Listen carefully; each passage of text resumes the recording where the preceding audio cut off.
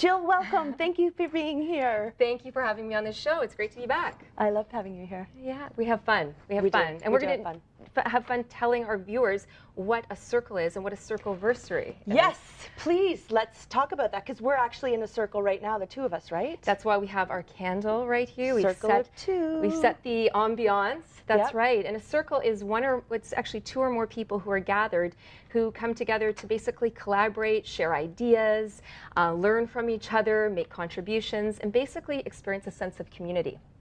I love community. It's important. It is very important to our physical, mental, emotional health. And why? What does community and being involved in a greater thing, what does it really do for us? Well, you know what I can speak to is the fact that we're just celebrating our 12th year of women's wellness circles. So for every month for over a decade now, I've been hosting women's circles, and it's 2 hours once a month where women come out and they learn about a wellness topic. And what's very interesting, Kat, is regardless of the topic, women come out anyway because they just want to be together. It's a night out for them, they feel they're well, they make new friends, they connect to new ideas, and at the end of the day, they leave feeling refreshed. And that's, I think, the idea of wellness, filling our well, is central to all of that. And when people do that in group, it becomes more powerful. And I want to ask, is it just for women? And what's the value of having it just a women's circle? Great question. You know, years ago when this first began, or how it began actually, I'll share that story, is that a woman I was coaching said to me, you know, my girlfriends, women in my life, could really benefit from some life coaching, but I don't think they'll sign up for sessions on their own.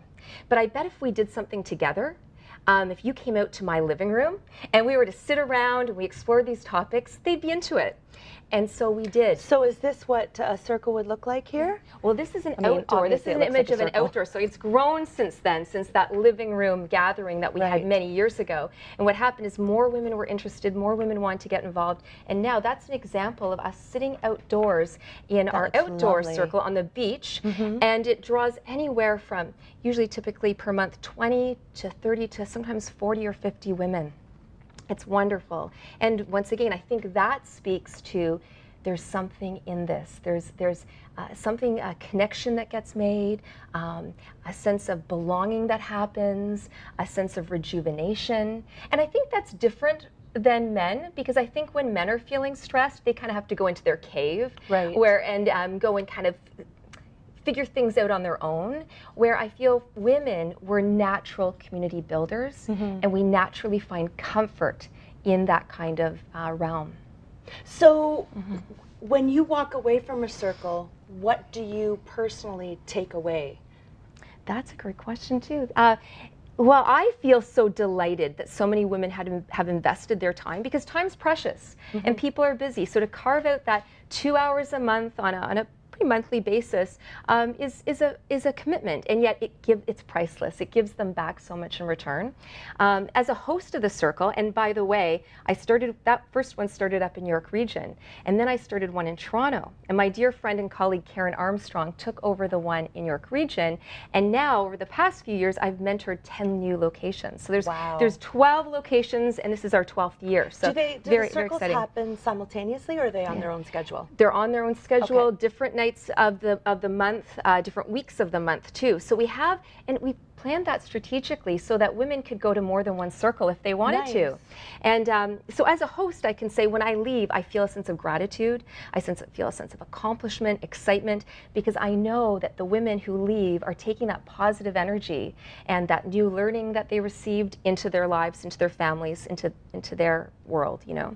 So as a circle host, what is the responsibility? You come up with a topic and you come up with a talk about it, some exercises. What do we do? Yeah. Well, so I mentor actually new circle development. So I will put it out there that we have 12 circles and there's more to come. And if anyone watching this is interested, they could get on board and contact me and we could discuss it.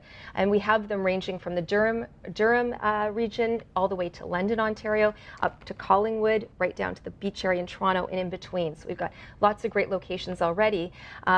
But we have, what we have is the host is the one who's responsible for creating the venue, sharing and promoting it to their community. community, letting women know that it's available. Okay. And then they also find the host, or the presenter rather.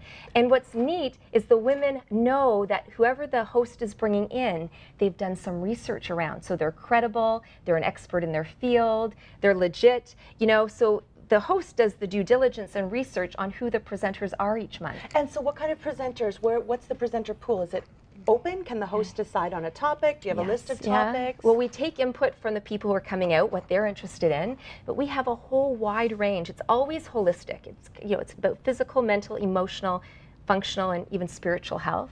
And so we cover, though, a wide range, everything from holistic nutrition to body movement to different healing modalities to life coaching topics oh gosh, everything really. We've made finger mandalas, we've done walking labyrinths, so we've done a lot. Wow. Yeah, and it's always interesting, and I think women are excited because they've had access to learn about something that they wouldn't otherwise know about. Right. And now if they're interested, Kat, on their own accord, they can pursue it further. What is a finger mandala? Well, actually, I combined two ideas there. We drew mandalas, which are kind of sacred geometry. Right. It's art. Yep. And what's very cool is no one needs an artistic background or any kind of background on any of the topics because we start at a beginner level. And when people came out, it was amazing what they created. Beautiful. Women left going, I created this, I can't believe it. And someone else did something similar where it's like a mandala, but it's the idea of a labyrinth. You know those labyrinths you go out and you walk and they're very meditative and you walk in a circular motion? Yep. Well, we've done them walking, but we've also had smaller spaces where there wasn't the opportunity to create a big walking one, so people created small drawing ones with pebbles that they walked with their fingers, and it's actually a meditation technique.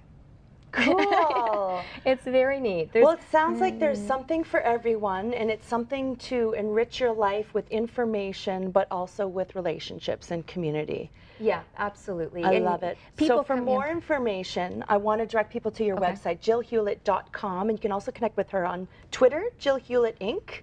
Yeah, it's at Jill Hewlett Inc. That's right. Yeah. So yeah, if this sounds intriguing to you, then get involved and be part of it. Be part of a circle, a women's circle, whatever kind of circle you want to do.